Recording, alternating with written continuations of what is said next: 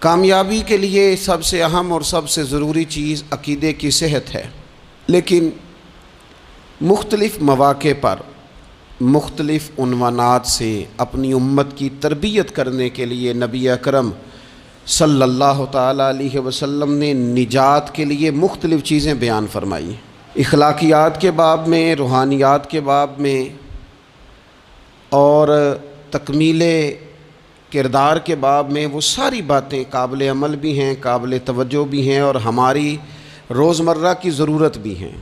مختلف مواقع پر نبی پاک علیہ السلام نے مختلف چیزوں کا بیان فرمایا، اور جہاں جہاں بھی جس چیز کا بیان فرمایا وہ اپنی جگہ ایک بڑی اہمیت رکھتی ہے اور بڑی طاقت رکھتی ہے۔ یہ حدیث جو آج ہماری گفتگو کا عنوان ہے، یہ ترمذی میں موجود ہے اور حضرت عقبہ بن عامر رضی اللہ تعالیٰ عنہ اس حدیث کے راوی ہیں۔ یہاں بھی انہوں نے نبی پاک علیہ السلام سے نجات کا راستہ پوچھا ہے۔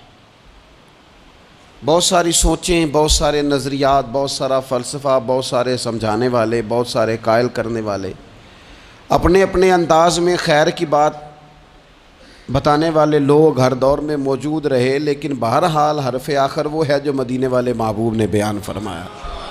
نبی اکرم صلی اللہ تعالیٰ علیہ وسلم سے حضرت عقبہ بن عامر رضی اللہ تعالیٰ عنہ کہتے ہیں کہ میں نے عرض کیا، قلت یا رسول اللہ صلی اللہ تعالیٰ علیہ وسلم من نجات، کہتے ہیں میں نے پوچھا کہ یا رسول اللہ صلی اللہ تعالیٰ علیہ وسلم نجات کیا ہے؟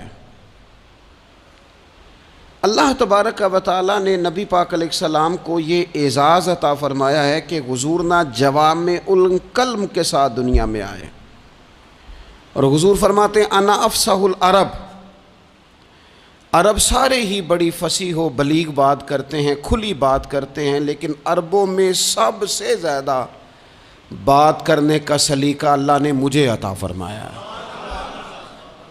یہ حضور علیہ السلام کی شان اقدس ہے کہ بہترین انداز میں حضور تھوڑے جملوں میں گہری بات، الفاظ کے لحاظ سے وہ بات مختصر ہے اور مفاہیم کے لحاظ سے اتنی وسیع ہے کہ سارے سمندر اس کے اندر سمو دیے نبی پاک علیہ السلام۔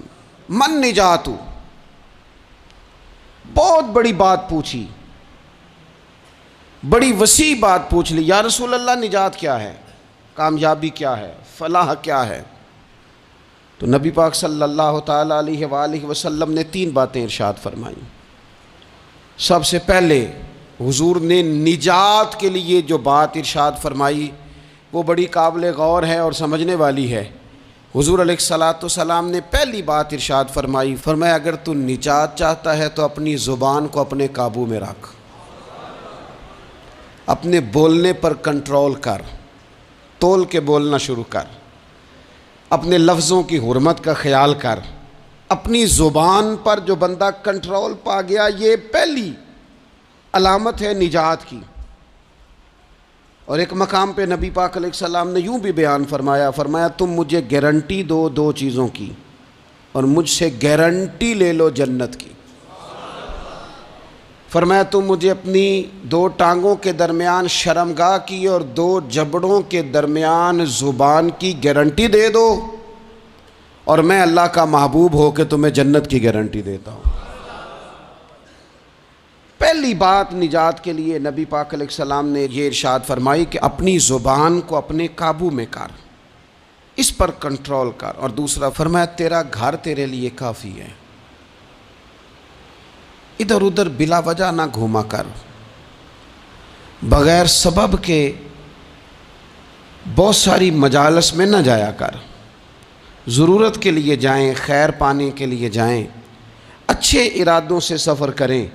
گئے ہمارے صوفیاء علماء دور دراز کے سفر کیے محدثین نے، کس لیے؟ حضور کی احادیث کو جمع کرنے کے لیے، نبی پاک علیہ السلام کے فیضان سے حصہ پانے کے لیے۔ لیکن فرمایا ادھر ادھر نہ، کچھ لوگوں کو بڑا شوق ہوتا ہے، اس مجلس میں بھی جائیں گے، اس محفل میں بھی جائیں گے، اس کی بھی سنیں گے، اس کی بھی سنیں گے، نتیجہ یہ رہے گا کہ بے یقین ہو جائیں گے، اپنے گھر سے نکلیں گے، گھر گھر پھریں گے، کسی گھر کے نہیں رہیں گے۔ تیرے لیے تیرا گھر کافی ہے، اپنے گھر رہ، اپنا گھر جو ہے وہ وہ تجھے کفایت کرے، اپنے گھر میں قیام کر، یہ دوسری علامت ہے نجات کے لیے۔ اور تیسرے نمبر پہ نبی اکرم صلی اللہ تعالیٰ علیہ وسلم نے فرمایا اگر تو نجات چاہتا ہے نا تو اپنی خطاؤں پہ رویا کر، اپنی خطاؤں پہ آنسو بہا، اپنے آپ پہ رو، اگر چاہتا ہے کہ بچ جائے۔ تین چیزیں نبی پاک علیہ الصلوۃ والسلام نے بیان فرمائیں، زبان کو قابو میں کرو، اپنے گھر میں قیام کرو، اور فرمایا کہ تم اپنی خطاؤں پہ رویا کرو۔ یہ تین اگر چیزیں تمہیں میسر آتی ہیں تو پھر رسول پاک علیہ السلام کی زبان فیض حق کے ترجمان سے گارنٹی مل رہی ہے کہ اللہ اس بندے کو نجات عطا فرمائے گا۔ بہت شوق ہے لوگوں کو باتیں کرنے کا، بڑی باتیں، اوئے ہوئے، جو بات بڑے مختصر لفظوں میں دو جملوں میں بیان ہو سکتی ہے اس کے پیچھے اتنی لمبی تمہید باندھیں گے کہ اصل بات ہی رہ جائے گی بیچ میں سے۔ گفتگو، بات، بولنا، یعنی بات ہو رہی ہے، گفتگو ہو رہی ہے دو لوگوں کے بیچ، اور کوئی دانا آدمی بات کر رہا ہے تو فٹافٹ مداخلت کریں گے اور جملہ پھینکیں گے، کہیں گے قطع کلامی معاف، اور اپنی بات شروع کر دیں گے۔ تو میں کئیوں کو روک کے کہتا ہوں کہ پہلے آپ پوچھ تو لیں ہم نے معاف کیا بھی ہے کہ نہیں۔ بہت باتیں کرتے ہیں بعض لوگ، بہت باتیں کرتے ہیں، اور دنیا میں جو زیادہ خطائیں ہوتی ہیں وہ زبان کی وجہ سے ہوتی ہیں۔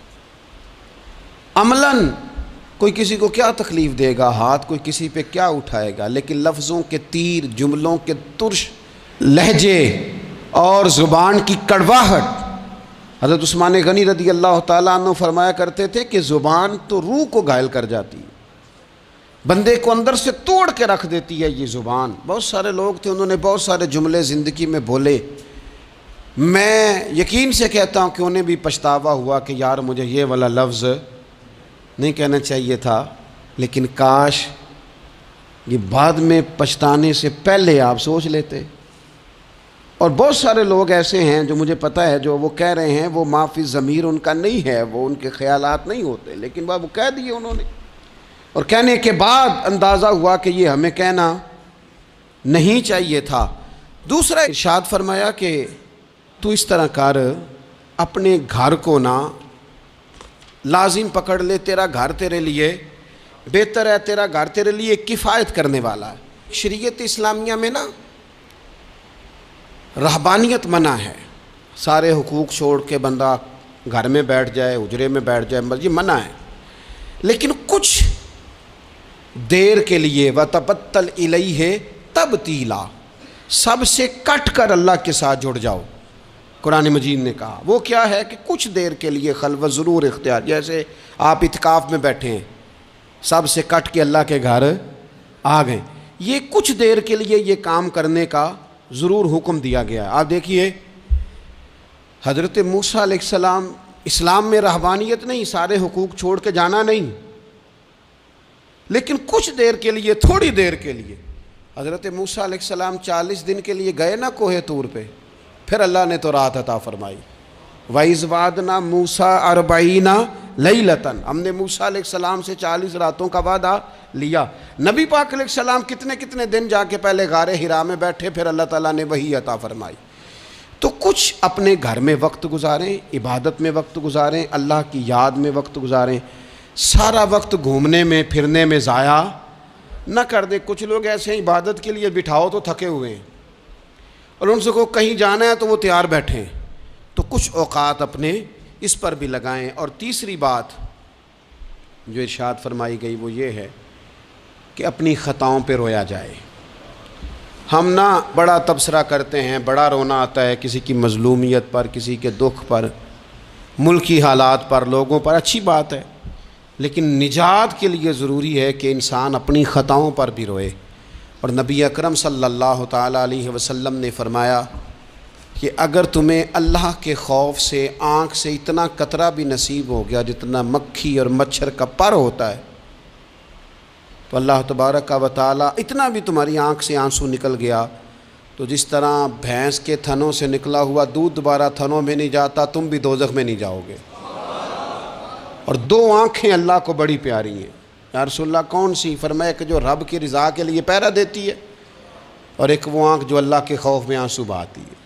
یہ دو آنکھیں اللہ کو بڑی پیاری ہیں، تو اس لیے یہ تین باتیں آپ نے نہیں بھولنی۔ ایک تو یہ کہ اپنی زبان کی حفاظت کریں، ایک اپنے گھر میں، مسجد میں، اجرے میں کچھ دیر بیٹھ کے اللہ کو یاد کریں اور کوشش کریں کہ بغیر وجہ کے گھر سے نہ اور تیسری بات یہ کہ اپنی خطاؤں پر آنسو بہانے کی کوشش کریں۔ اللہ تعالی ہم سب کو سمجھنے کی توفیق عطا فرمائے۔